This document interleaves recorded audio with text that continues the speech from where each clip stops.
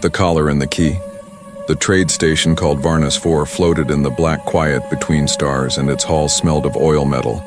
And fear for in its markets lives were counted in credits and collars, and among the rows of slaves stood Lyra, a pale-skinned alien woman with silver eyes that once held dreams now dulled by years of service. She was owned by a fat and cruel overseer named Droth, who liked to parade his property before guests, showing how well he broke the will of others. She was called a personal slave, which meant she existed only to obey Droth's orders. Fetch his drink, shine his boots, or stand still while he mocked her silence. But even in silence she had a small world of thought that was still hers. The rhythm of her heart, the memory of her homeworld lost long ago, and a tiny hope that someday someone might treat her as something more than an object. That day a new ship arrived at the docking ring. A small, rust-colored freighter marked with human letters. And its pilot was a man named Jacob. He was an engineer and trader who came to fix old machines, buy scrap, and sell tools. His ship had seen better years, but his eyes were clear and steady. He had the look of a man who fixed what others gave up on. When he walked into Droth's workshop to check on a damaged energy conduit, he saw Lyra kneeling by the floor, cleaning up spilled oil with bare hands and no gloves, and something inside him froze, not in pity, but in anger. A quiet, slow, burning kind of anger that he kept hidden behind a calm face. He asked Droth why the woman was working without safety gear, and Droth laughed and said, "Property does not need protection." Jacob said in a low voice, "Maybe property should be handled with more care, or it breaks and costs you more credits." Droth snorted and turned away. As Droth bragged about his trade licenses, Jacob listened carefully to the man's words about ownership permits and contracts, and something caught his attention: the document chain that proved Lyra's slavery was filed under an expired code that was no longer legal under the new council law. Jacob remembered the update from a recent broadcast he had watched during a long haul, and in that instant a plan formed in his mind. He acted casual and said he might check the power nodes deeper in the quarters, and walked past Lyra. He whispered, barely moving his lips, "Stay still. Trust me." She blinked once in confusion, but obeyed, her body still and silent. He pretended to test the circuits while he connected his datapad to the local terminal. He searched Droth's registry, and there it was. The expired code. Jacob copied it and filed a notice to the local authority node that the holding contract was void by law moments. Later a small chime echoed through the room. The terminal flashed red. Droth frowned and asked what was wrong. Jacob said must be a network ping. Nothing serious. But within minutes, the automated system sent a confirmation of breach of contract and issued an order that the listed property was to be freed immediately by council rule. Droth's face went from pink to purple as the message spoke aloud by station voice saying, "Ownership record invalid slave Lyra is declared free by council order." Droth roared that this was a mistake. Jacob shrugged and said, "Looks like the law changed while you were busy beating people." Then he turned to Lyra and said quietly, "You are free now." She stared at him wide-eyed, unable to believe what she heard. Free was a word she had not tasted in years. Droth tried to grab her, but the station guards arrived, drawn by the alert. They read the message and forced Droth back, warning him that any resistance would cost him his trading license. Jacob stood between them, calm as ever, and said, "The law stands, Droth. You should read the updates next time." Lyra looked from one to the other, then slowly touched the metal collar on her neck. Jacob stepped closer and said, "May I?" She nodded, trembling, and he used a small tool from his belt to break the lock. It fell with a dull sound that echoed louder than any shout. She touched her neck, feeling the air on her skin for the first time in years. She whispered, "Thank you." But Jacob shook his head and said, "No one should thank someone for doing what is right." When the guards left Droth's workshop, Jacob gathered his tools and turned to Lyra. She stood still, unsure of what to do. Her whole life had been commands, and now there was none.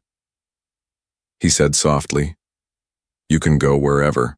You wish I will be leaving in a few hours. If you want passage to the lower decks, I can show you the safe routes," she asked. "Why would you help me?" He smiled faintly, "Because I hate waste, and letting a good soul rot under chains is the biggest waste." In the universe, she lowered her gaze, confused by the kindness in his voice. No one had ever spoken to her like that before. As they walked through the corridors, the other slaves and workers watched in silence, seeing a woman walk free beside a human, her steps shaky but proud. It was a small thing, but it sparked whispers. Later, Jacob reached his ship homeward and pointed at the open hatch. He said, "You can come aboard if you need a place until you decide your path." She hesitated, her heart torn, between fear and hope, and finally she said quietly, "I have nowhere else to go." He nodded once, then stepped aside, letting her enter the freighter. The door closed behind them, sealing her past outside. Inside the ship, the hum of the engines sounded like a heartbeat, and for the first time in her memory, Lyra felt something that almost hurt. It was freedom. It was strange, bright, painful, and alive. Jacob showed her a seat and gave her a cup of warm liquid. She held it carefully, still unsure what was allowed. He said, "Rest, we leave soon." She looked at him across the dim light and thought, maybe not all humans were like the ones she had been told about. Maybe this one was different. And maybe her life was about to begin again as the stars outside turned slowly in silence, learning the shape of freedom. The ship homeward drifted through the cold of space, its engines humming a steady tune that seemed almost alive, and Lyra sat in the corner of the small living cabin watching the lights flicker along the walls. She had never seen a ship so worn yet so peaceful. Everything smelled of metal oil and warmth. There was no shouting, no footsteps of guards, only Jacob moving between panels, checking readouts, his voice calm when he spoke as if silence itself were his home. She tried to understand this new life that had no orders, no punishments, only choice, and that word frightened her more than the whip ever had, because choice meant she had to decide who she was. And after years of being a thing, she no longer knew what it meant to be a person. Jacob gave her tasks, small ones, cleaning filters, checking water lines, organizing tools. He explained how each system worked, and she listened with quiet focus. He noticed she learned fast, her hands precise and gentle. She asked questions softly at first, unsure if questions were allowed, and when he answered, without anger, she began to ask more. She discovered he loved machines because they told the truth when treated with care, and that he had grown up on a mining colony where everyone worked or died by neglect. He said humans built their lives by fixing what broke, and that maybe people were not so different. When she asked why he had helped her, he simply said, "Because no one helped my mother when she was trapped under a contract she never chose." Days passed into a rhythm. They shared meals of simple protein stew and fruit cubes. She learned how to cook them with spice. He traded from other ports. The taste, strange but good. Sometimes they sat in silence, watching the stars stretch into lines when they jumped between systems. Lyra found herself staring at the infinite black outside and wondering how many others still lived in chains she dreamed of, faces without names, and woke sweating. Jacob never asked about her nightmares. He just left a cup of warm drink near her hand and returned to his seat, letting her breathe. When they landed on a small station called Rilkar's Rest for supplies, Lyra walked out beside him without a collar, without a mark, and every step felt like walking through fire, eyes turned toward her. Some with curiosity, others with disgust, a few with fear, because in these edges of space freedom was a rare thing. Jacob walked as if he did not notice any of it, his stride steady, his voice calm as he bartered for fuel cells and food. Lyra watched how people treated him. Some smiled, others whispered behind his back, calling him a fool for keeping a former slave. As crew, she felt shame and anger mix inside her. She wanted to hide but also wanted to stand taller. He seemed to sense her storm and said in that low tone of his, "You owe no one an explanation. Lyra, freedom begins when you stop caring what chains they still wear in their heads." They left the station with new cargo boxes filled with machine parts and medicine for a small colony. Jacob took a route through a dust field to save fuel, and the journey grew long. They talked more. She told him of her home world, how the sky was violet at sunset, and how music once filled the villages before the traders came. She spoke without tears at first. Then the words broke, and the tears came quietly. She tried to stop them, but Jacob said nothing. He just handed her a cloth, and kept his eyes on the controls. That silence felt like protection, not pity, and it healed something inside her. As they neared the colony, a strange ping echoed on the radar, a tracking code, old but active. Jacob frowned and said, "Someone is following us, maybe pirates, maybe someone else." He adjusted course and shut off the transponder. The ship drifted cold and dark among the rocks. Lyra helped without hesitation, passing him tools, holding wires, steady her fear buried under. Focus. They waited hours until the signal faded, and when the engines roared back to life, he looked at her and said, "Good work. You handled it better than most crew." She blinked at the word crew because it was the first time he had called her that. Not slave, not passenger, but crew, and that single word filled her with a pride she had never known. When they reached the colony, they were greeted by tired miners and thin children. Jacob fixed broken pumps, while Lyra worked in the medical tent helping the doctor clean wounds, her gentle hands steady. She saw gratitude in people's faces, not ownership, and it made her chest ache. She realized she was no longer a thing to serve, but someone who could give something of her own. After 3 days, they prepared to leave. The miners gave them food and a carved token shaped like a flame. Saying it was for luck, Lyra held it close as they lifted off.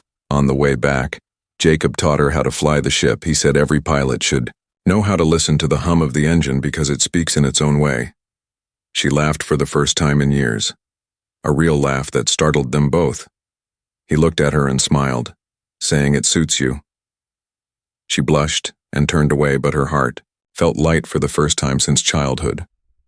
Later that night, she stood by the window watching stars glide past and whispered, "Thank you not for saving me, but for letting me learn who I am." Jacob heard her and said, "You saved yourself. I only opened a door." She looked at him and saw a tired man with scars on his hands and hope in his eyes. And she thought maybe the universe was giving her a second chance, not as a slave, not as property, but as Lyra, the free as the homeward sailed deeper into the dark. She began to feel something grow between them, something quiet and strong like the pulse of the ship, something neither dared to name. Yet both felt in the stillness of space. And though danger lurked beyond every station, every contract, and every shadow, she no longer feared the stars. For the first time in her life, she wanted to reach them not as someone's belonging, but as someone who belonged only to herself. Enemies. Take notice. The stars drifted past in long, slow ribbons as the ship homeward moved from one trade route to another, carrying simple cargo yet something invisible. Now followed it through the dark. Lyra had begun to smile again, and Jacob had grown used to hearing her soft laughter echo through the narrow halls. But peace never lasts long in a galaxy built on greed and old chains for the overseer. Droth had not forgotten the day his property walked away, and a human made him a fool. His pride burned hotter than any loss of credit, and he had sent word through the shadow markets promising a rich reward to whoever brought the woman back alive or dead. If she resisted, Jacob noticed it first. A strange delay in the beacon signals, a faint echo in the data stream. Someone was tracing them. He said nothing. At first, he only adjusted course and powered down the main transmitter. The ship drifted in silence, pretending to be another lost freighter. But Lyra felt the change. She watched him work his jaw tight, his movements slower than usual, and she asked, in a quiet voice, "What hunts us?" He looked up and said, "Trouble that thinks we are worth the chase." They reached a refueling port orbiting a small frozen moon, where old ships came to trade stolen parts and air filters. Jacob wanted to stay unnoticed, but rumors had already flown faster than any ship word that a human had freed a slave, and that the slave now traveled beside him as equal in crew. Some called it romance. Others called it madness. A few whispered it was the first spark of rebellion. Against the old chains, whatever it was, it caught the ears of those who sold fear for profit. And by the time they landed, 2 hunters were already waiting. The first was a scaled mercenary with cold eyes who once served the overseer, and the second was a thin alien woman known for her skill with poisons. They followed the homeward through the docks, pretending to buy fuel, when Jacob saw the reflection of their weapons in a polished door. He knew they had been found. He whispered to Lyra to stay close, and when she hesitated, he said, Trust me again, like before. She nodded and followed him through a side corridor into the maintenance shafts where the smell of grease and heat filled the air. He crawled through pipes and wires leading her deeper into the underbelly of the station. She moved with quiet grace, her memories of the slave tunnels guiding her faster than he could have alone. They reached an old exit hatch that opened near the waste vent. Jacob stopped and listened, hearing the faint sound of metal boots behind them. He pulled a small tool from his belt and started cutting through the lock. Lyra held her breath, the air thick and hot, the voices of the hunters echoing closer. She whispered, "We cannot outrun them." And he said, "No, but we can outthink them." He handed her a flare rod and told her to drop it into the waste chute when he gave the signal. Then he broke the lock and the hatch swung open, letting in the freezing air of space through the transparent barrier that sealed the maintenance bay the hunters entered moments later. Guns raised, Jacob turned a valve, releasing a cloud of steam, thick as fog, and shouted. Now Lyra dropped the flare rod and it sparked bright red, blinding them long enough for Jacob to kick open the vent seal and send them tumbling down the shaft into a service boat below. Alarms blared and chaos filled the station, but by then the Homeward was already lifting off its engines, roaring back to life. As they flew away, Lyra watched, the shrinking station behind them, her heart pounding. She asked if he was hurt. He laughed a tired kind of laugh and said, "Only my patience with this galaxy." Then his smile faded and he said, "This will not stop. They will keep coming." She asked, "What will we do?" And he said, "Live louder so they hear us anyway." Days passed with caution, every signal checked twice, every route changed daily. They traded cargo for parts on backwater moons, never staying long.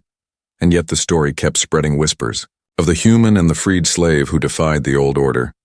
Merchants spoke of them in hushed tones. Soldiers told each other around campfires, and slaves in hidden quarters began to look at the stars with new hope. The name Lyra began to mean something, new, not property, but proof that chains could be broken. One night, while they floated in the quiet near a nebula, Lyra looked out at the glowing clouds and said, "Do you think freedom can spread like light?" He said, "Maybe, but light draws shadows too." She turned to him and said, "Then we will have to burn brighter." He smiled at that, a real smile that reached his eyes for once. The following week, they took a job carrying medical supplies to a distant mining station, unaware that a new bounty had doubled on their heads. The overseer had joined with a syndicate promising payment beyond reason for their capture. A network of hunters now scanned every port for a ship called Homeward, and though Jacob tried to stay hidden, the universe has a way of finding those who change its pattern. When they arrived at the mining station, they were greeted by a young officer who whispered, "I have heard of you, the human and the free one," he said quietly. "You give people courage, but be careful. Courage makes enemies." Lyra thanked him, and Jacob nodded.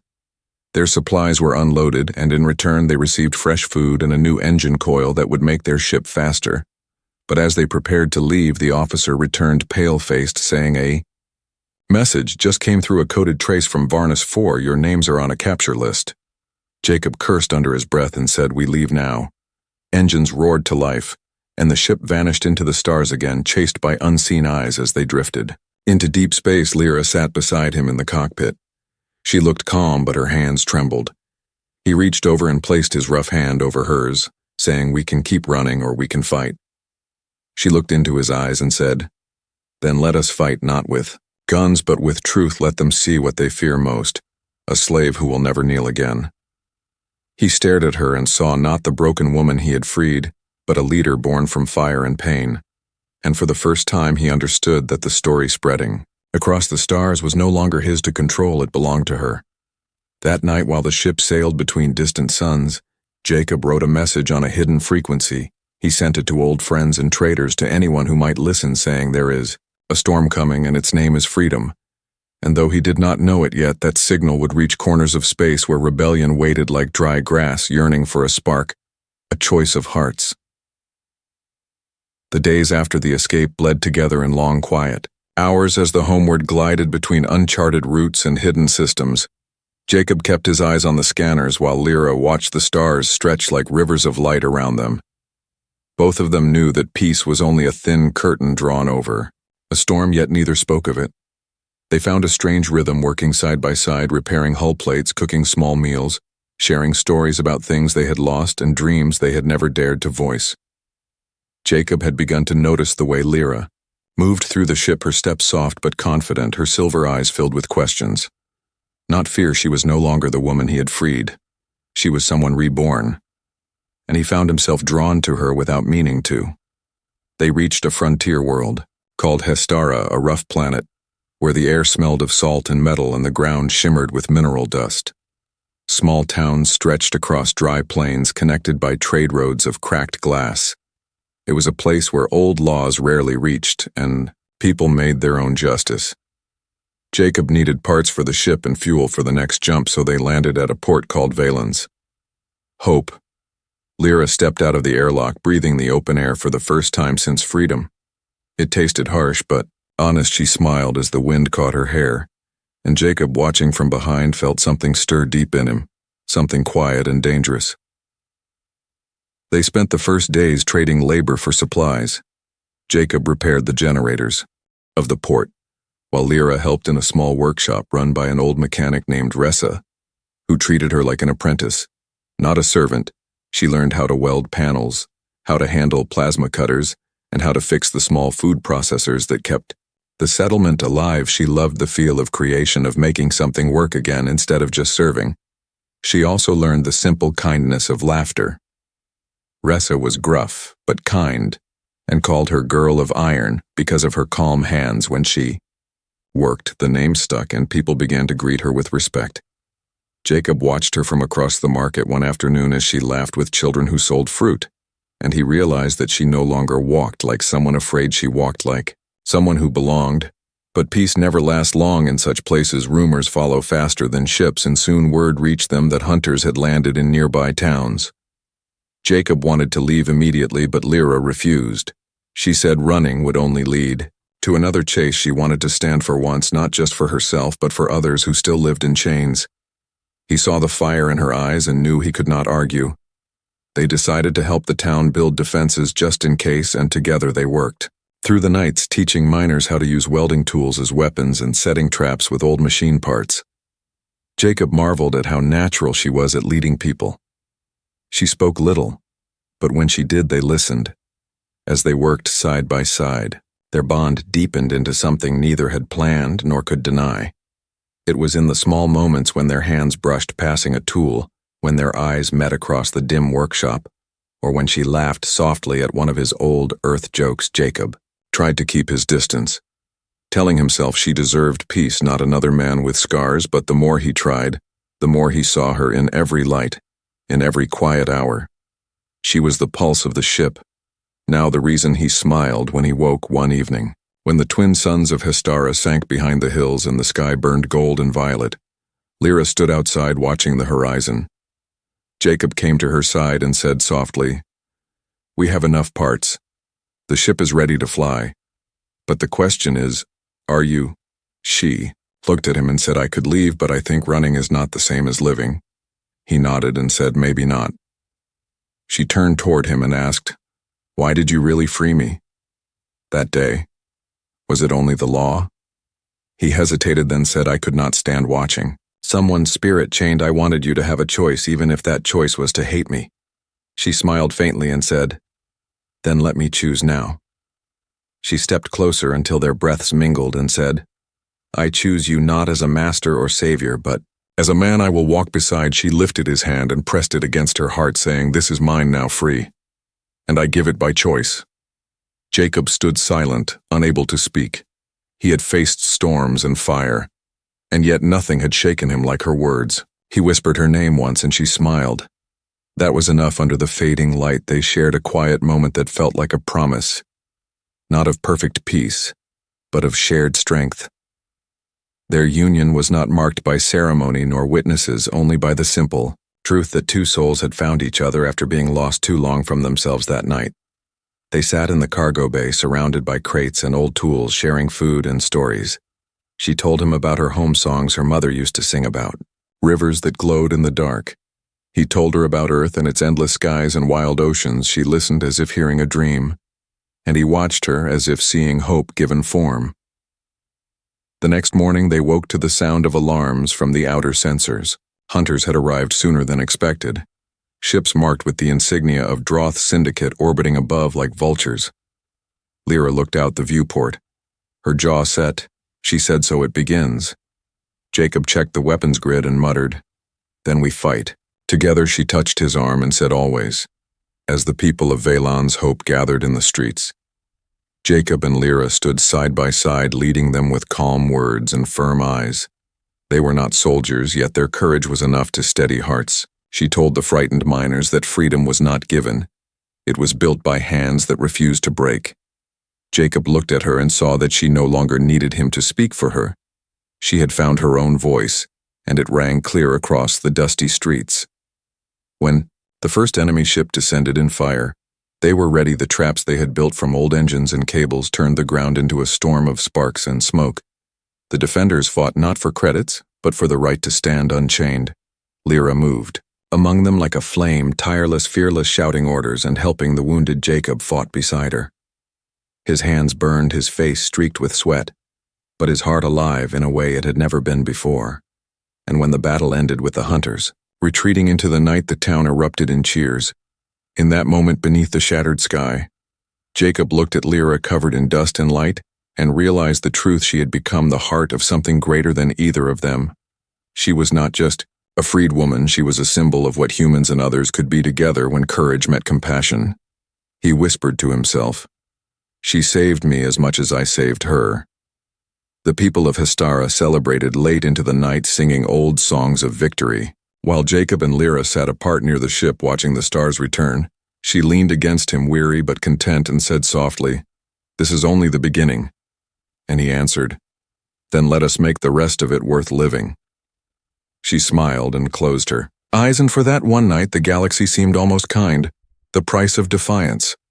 The victory on Hystara had given the people new breath, but it had also painted a bright target across the sky for every syndicate ship that served the old master's word. Of Lyra and Jacob spread faster than the wind that moved across the plains. They had become symbols of defiance, and symbols attract danger. The overseer Droth no longer saw this as a matter of pride.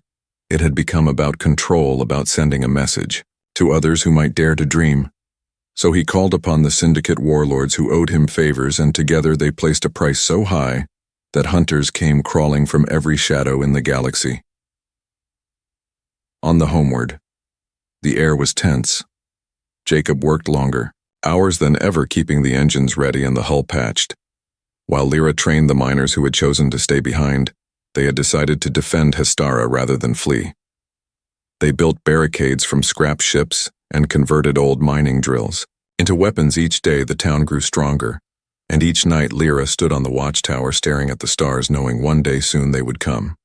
She was not afraid, but she felt the weight of every life that now depended on her choices. She remembered what it felt like to be helpless, and she swore never again. Jacob saw the burden she carried and tried to ease it by joking, by cooking small meals, by sharing stories. But the fear inside him grew with each passing hour. He had faced danger before, but never with someone he loved. He knew that if they lost her flame, the people would crumble, and he could not bear to see that light extinguished. He tried to plan an escape route, a way out through the canyons. But Lyra refused. She said freedom meant standing, not hiding. She said if they ran, the hunters would simply chase others instead. Jacob argued that survival mattered more than pride, but she only smiled and said survival without dignity is just another kind of slavery. As the days turned to weeks, the sensors picked up movement in orbit ships approaching large enough to blot the moons from sight. The people of Hystara gathered in the square. Lyra stood before them, her hair lifted by the dry wind, her voice steady. "She," said the enemy, "believes we will kneel again, but they do not understand what freedom does once it enters the blood. It cannot be washed away. We may fall, but we will fall standing, and our courage will echo louder than their chains." The crowd roared, their voices joining like thunder across the barren plain. Jacob watched her speak and realized she was no longer just the woman he had freed. She was something far greater, a voice that belonged to the stars themselves. When the attack came, it was swift and merciless. The first wave of ships rained fire upon the town. The sky burned red, the ground shook. But the people fought back with everything they had. Jacob ran between defense stations, fixing power lines and rerouting shields, while Lyra led the fighters through the smoke. She moved like light through darkness, guiding them with calm orders, her hands dirty, her face streaked with ash, yet her eyes fierce. The hunters had come expecting slaves and instead found soldiers. They fought for hours until the air grew thick with dust and heat. Jacob saw Lyra fall once struck by debris, and his heart stopped. He ran to her side, dragging her to cover. She waved him off, saying, "I am fine," and rose again before he could stop her. He wanted to beg her to stay safe, but he knew she never would not, while others still fought. In the chaos, the Overseer's flagship descended like a shadow, swallowing the horizon, its speakers blaring Droth's voice, promising mercy for those who surrendered, and pain for those who resisted. Lyra climbed the highest platform and shouted back, "Your mercy is worth less than the dirt beneath our feet." And the people cheered louder, firing into the sky. The flagship opened its guns in fury, and the ground split apart. Jacob grabbed her hand, pulling her into the shelter as the blast wave tore through the port. The heat seared the air, but somehow they survived. When the dust settled, half the town lay in ruins, but the people still stood bleeding, coughing yet unbroken. Jacob held Lyra in his arms, her face pale, her eyes still burning. He whispered, "We cannot win this alone," and she said, "Then we must make them see that every world they burn only grows our number." He looked into her eyes and understood what she meant. She wanted to send a signal, a message to every corner of space to ignite the same fire that burned in Hestara, even if it cost them their lives. They worked through the night, gathering the last of their power cells and linking them to the old communications tower. Jacob climbed the frame while she calibrated the frequency together. They built a beacon strong enough to pierce the Syndicate's jamming nets.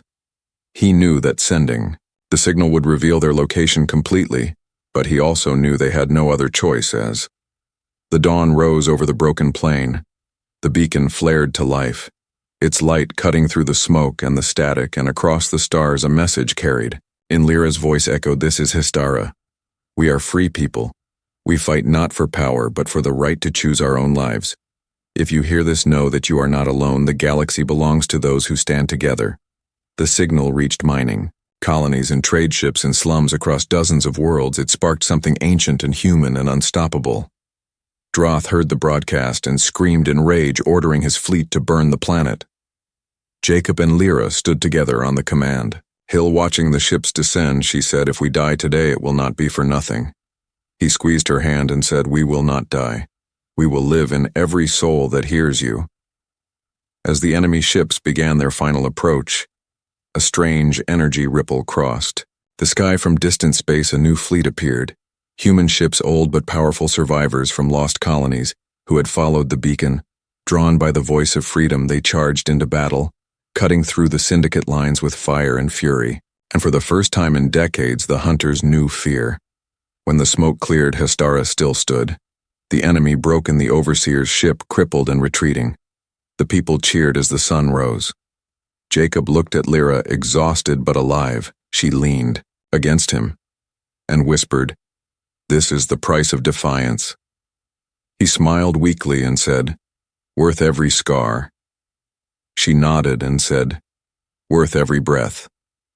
That day, the world of Hestara became more than a frontier outpost.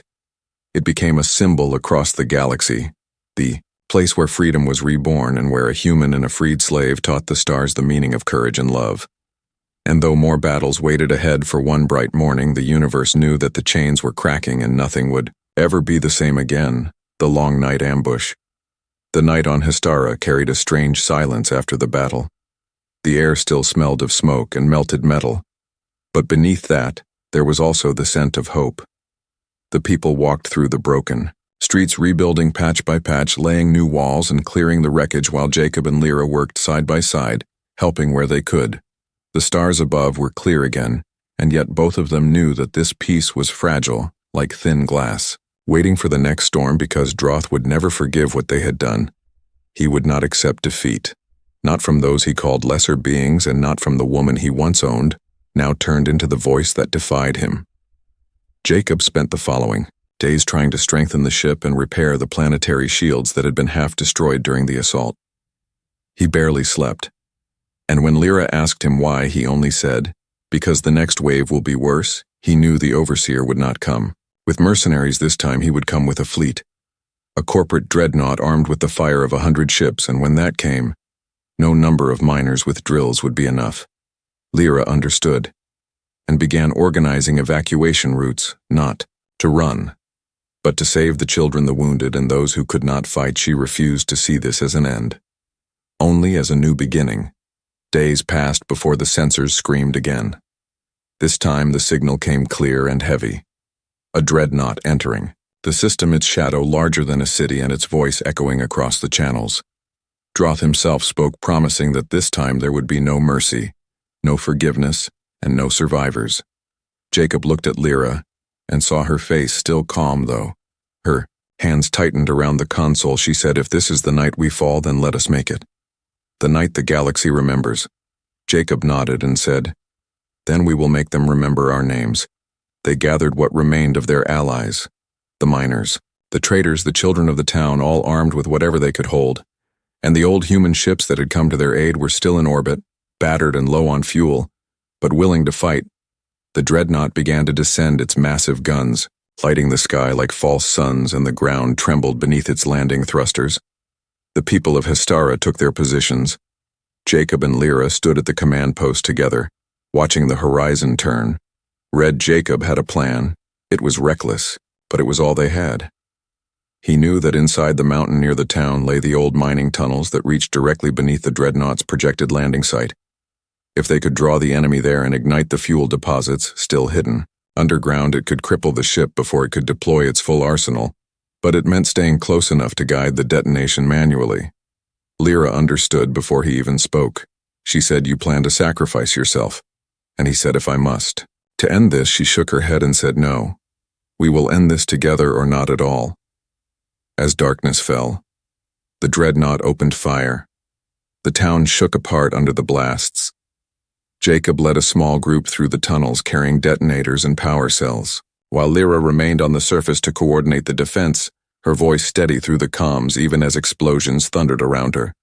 She moved between burning walls, helping the wounded, shouting orders, and her words gave strength to those who might have fled. The people fought like lions, their will unbroken, their spirit unchained. In the tunnels, the air was thick with dust and heat. Jacob crawled through the narrow shafts, his hands bleeding as he connected the charges, his breath loud. In his helmet above him, the ground trembled each time the dreadnought fired, and he could hear faint echoes of Lyra's voice guiding him, timing every step when the last charge was set. He tried to contact her, but the signal was weak, static-filled. His ears, then her voice broke through, faint but clear. She said, the ship has landed. It is time. He smiled grimly and said, I am ready, on the surface.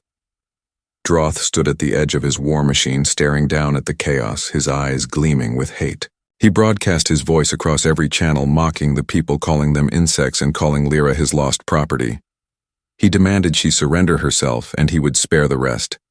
Lyra stood in the open plaza with the flames around her and shouted, back, you cannot own what you cannot break. Your chains are rust and your power is hollow. Her words echoed through the speakers and across every listening ship, and even some of Droth's soldiers hesitated, their weapons lowering as doubt crept into their minds. Jacob triggered the first sequence deep below the surface, and the mountain began to rumble. The heat rising through the earth. Droth realized too late what was happening and screamed orders to retreat. The dreadnought lifted, but the blast was already growing. The fuel deposits ignited in a storm of fire that tore through the ground, a pillar of light shooting into the sky. The dreadnought's hull cracked under the pressure. Its engines sputtered and died, falling back to the planet in flames. Lyra saw the explosion and felt the ground quake beneath her feet. She shouted for Jacob, but there was no answer. She ran through the smoke, calling his name until her voice broke. She reached the edge of the mountain and saw the molten rock glowing beneath. But then she heard a faint voice in her earpiece whispering, I am still here. She laughed through her tears and said, You fool, you scared me. he answered weakly. I promised we would end this together, with the dreadnought.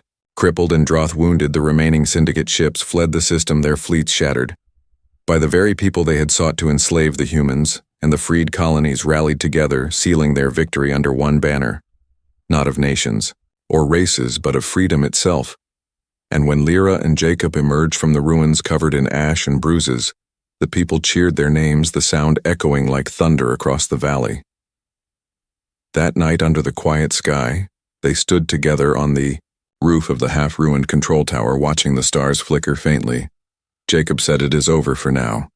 She said, "Yes, but there will always be another who thinks they can own others." He smiled tiredly and said, "Then we will remind them again." She looked at him, her eyes reflecting the light of the stars, and said, "No, we will teach them until they learn." As the first dawn rose over Hystara, the survivors began to rebuild anew. Stronger than before, the story of the battle spread across every channel, through the colonies, through the slums, through the silent networks that carried whispers faster than light. The message was clear that even against the greatest power, freedom could rise, that humans and others could stand as one, and that chains, no matter how heavy, would one day break. Jacob and Lyra watched the sunrise together, their hands clasped without words, their bond forged in fire and faith. The long night had ended, but its memory would live forever in the hearts of those who fought. It was not the end of their journey, only another step in a story that would echo across the stars, reminding the galaxy that courage was a language spoken by all, and that no empire could silence it forever. The last spark becomes a flame. The morning, after the long night of fire, came with a sky so clear that it looked new, as if the universe itself had paused to breathe again. Hystara was scarred and half-broken, yet alive, the ruins of the dreadnought still. Smoked beyond the valley, a monument to the will of those who refused to kneel. People walked among the ashes, gathering what could be rebuilt and burying what could not. Lyra moved among them, her clothes torn, her skin streaked with soot, but her eyes still bright. Every person she passed bowed slightly, not in servitude but in gratitude. She felt no pride in it, only a heavy calm, because she knew victory always carried a price. Jacob stood nearby, patching a wounded child's arm, his hands steady though. Exhaustion lined his face when he looked at her. Their eyes met across the chaos, and that single look held everything they did not need to say. For days they worked side by side, helping rebuild the waterlines, setting up shelters for the refugees who had fled from other worlds, drawn to Hystara by the rumor of freedom. Jacob noticed how people now sought Lyra's voice before making decisions. She had become something larger than any title, she had become a symbol, and yet she never acted like one. She laughed with the miners, helped the cooks, repaired broken generators with her own hands, and when people tried to call her commander, she only said, "I am just Lyra, one of you." The galaxy, however, had already decided she was much more than that. Across trade routes and smuggler networks, her name traveled like a song. It reached colonies that had been silent for generations.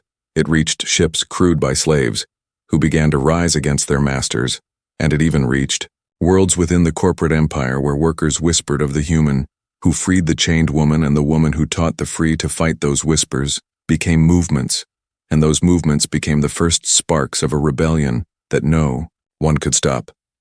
Jacob knew this would draw more danger, yet when he looked at the growing camps and the laughter of children playing among the ruins, he thought maybe it was worth it. He spent long hours repairing the Homeward, though he knew deep down it might never fly again. Too much of its heart had burned during the battles, but he worked anyway because it reminded him that creation mattered as much as survival. One night, as he worked alone under the stars, Lyra came to him carrying 2 cups of the bitter tea the miners brewed. She sat beside him, saying, "You still fix things even when they are beyond repair." He smiled faintly and said, "It is what I know best." She touched his hand lightly and said, "Maybe that is why you fixed me." He looked at her and said, "You were never broken. You were only waiting to be seen." In the following weeks, new ships began to arrive, bringing supplies, food, medicine, and messages from distant worlds. Small groups of rebels, humans and aliens alike, who wanted to learn how Hystara had won Lyra, greeted them with quiet respect, sharing what she knew not as a general but as a teacher.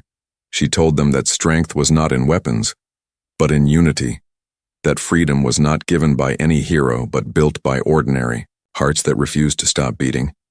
Jacob watched her speak to them and felt a swell of pride so deep it hurt. He knew she was leading something far greater than any one planet. She was leading a change in the soul of the galaxy itself. Then came the day when the stars darkened again, this time not with warships but with witnesses. A fleet of allied vessels descended on Hystara bearing flags from a dozen colonies. They came to form what they called the Accord of the Free, a pact to defend. Those who could not defend themselves, leaders from across the sectors, gathered in the same hall where Lyra had once stood covered in dust and fire. Now she stood clean but humble. Jacob by her side. The crowd waited as she stepped forward, her voice carrying without the need for speakers. She said, "Once I was a possession, my name belonged to someone else. Then a human broke my chains, not with violence but with choice. He taught me that freedom is not something to keep, it is something to share. If we guard it with fear, we will lose it again. If we give it with courage, it will light the stars." The hall erupted in cheers, and for a moment Jacob saw tears in the eyes of hardened captains and soldiers, as if they too remembered what it meant to hope. When the noise faded, Lyra turned to him and said softly, "The galaxy will need someone to guide this, not as a ruler but as a reminder." He shook his head, saying, "I am no leader. I am just an engineer."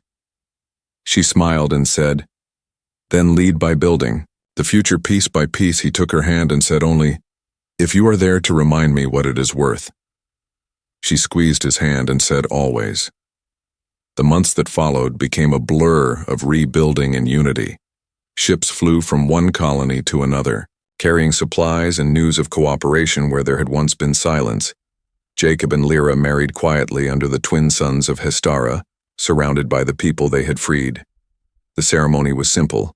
No crowns, no robes, only vows spoken in plain words. "I choose you not out of debt or duty, but because you are the proof that love is the highest form of freedom." When she spoke those words, Jacob could not answer at first, his throat too tight. But when he did, he said, "You gave me back the world I had stopped believing in, and I will spend the rest of my life earning it." They kissed not as legend and hero, but as two souls who had found peace in a universe that had long forgotten it. After the wedding, they built something new where the dreadnought had fallen, a school not for warriors but for thinkers and builders. Children from a dozen races studied side by side, learning history, engineering, and languages of freedom. On the walls of the main hall hung a single plaque engraved with the words, "No chain is eternal." Above it was a small piece of the broken collar that had once marked Lyra's enslavement. She placed it there herself, saying, "Let it remind us of what we were and what we must never become." Years passed, and the legend of the human and the freed woman spread beyond even their knowledge. Some said they still lived on Hystara, walking among the people. Others claimed they had left together, exploring new worlds, helping those still bound. No one truly knew, but every time a ship flew under the banner of the Accord, it carried their story painted on its hull, two hands reaching for each other. One human, one alien, bound not by chains, but by choice. And so the last spark that had begun on a trade station in silence became a flame that burned across galaxies. It consumed the darkness of oppression and lit the hearts of millions with courage and hope. The overseer Droth's empire collapsed within years, undone not by armies, but by the refusal of the free to obey. And when his name was finally forgotten and only the names of Lyra and Jacob remained whispered in songs and stories, the galaxy understood what they had taught, that humanity's greatest strength was not power or weapons, but compassion and the stubborn will to lift others until all could stand. On the final page of this story, the homeward rests beneath the suns of Hystara, its hull rusted, its engines silent, but its heart still beating in every ship that sails under the banner of the free. And in every voice that dares to say, "We are alive, we are equal, we will never bow again." And so ends the story of Jacob and Lyra, the human who freed a slave and the woman who freed a galaxy. Their love became the foundation of a new dawn. Their courage, the fire that made the stars burn brighter, and their legacy, the promise that no matter how long the night may last, freedom will always rise again like the morning over Hystara, forever and always.